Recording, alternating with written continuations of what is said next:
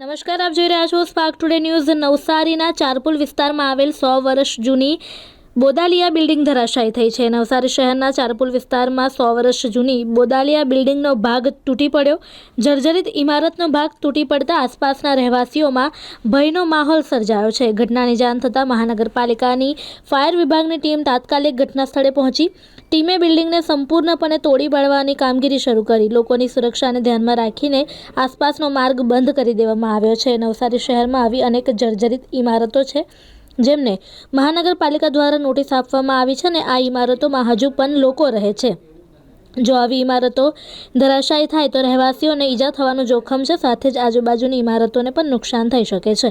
આ ઘટના પછી નવસારી મહાનગરપાલિકા માટે જર્જરિત ઇમારતો સામે તાત્કાલિક પગલાં લેવા જરૂરી બન્યું છે।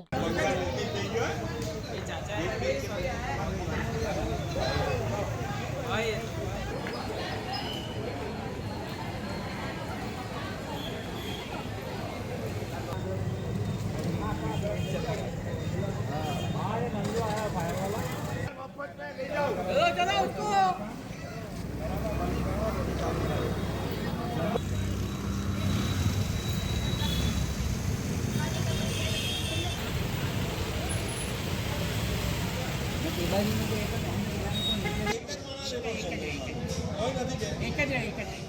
एक